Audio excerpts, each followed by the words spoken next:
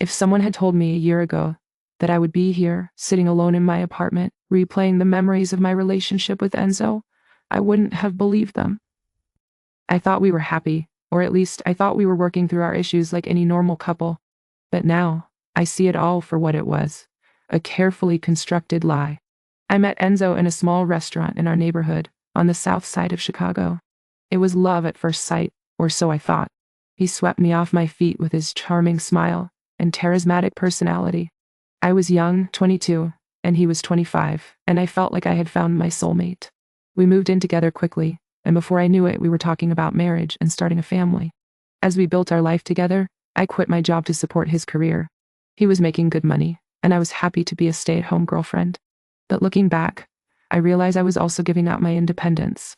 He controlled all of our finances, and I never questioned it. I thought he was responsible, and I trusted him with our money. But there were red flags, subtle signs that something was off. He would come home late at night, smelling freshly showered, and I would ask him where he had been. He would just shrug it off, saying he had stopped at the gym or met up with friends. I would believe him, because I wanted to trust him. He was always extremely protective of his phone, too. He would get defensive if I even thought about looking at his messages or checking his email. And then there was the sudden interest in new hobbies. He started taking cooking classes and joined a recreational basketball team. I was happy for him, but it was weird that he never asked me to join him. I brushed it off as him needing space, but now I see it for what it was, him making room for someone else in his life. I remember one night, we were lying in bed, and I asked him about his day. He told me he had gone out with his coworkers for drinks, but I noticed he was being vague. I pushed him for more details, but he just said I was being paranoid. I felt a pang of doubt, but I pushed it aside.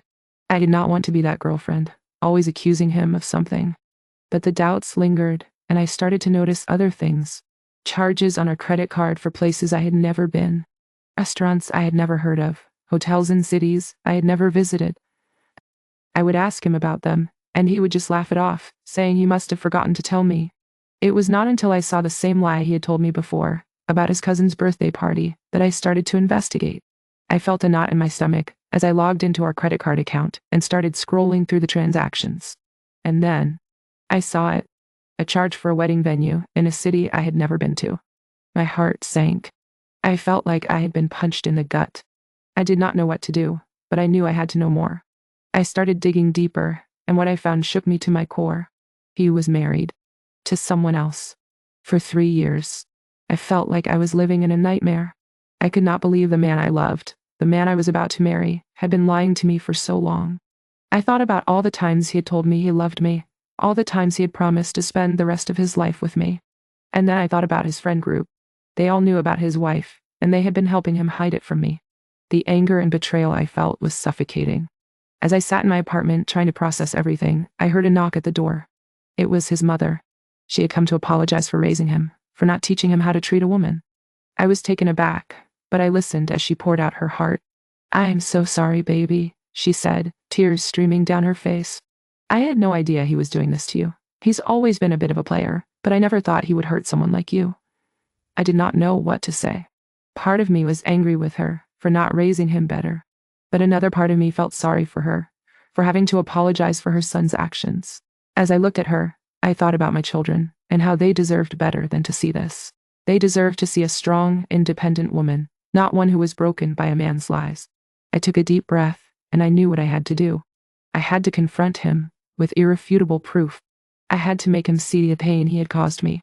And so I prepared myself for the ambush. I gathered all the evidence I needed, and I waited for him to come home. It was time to take back control of my life. It was time to show him that I was stronger than he thought. The question was I ready for what came next?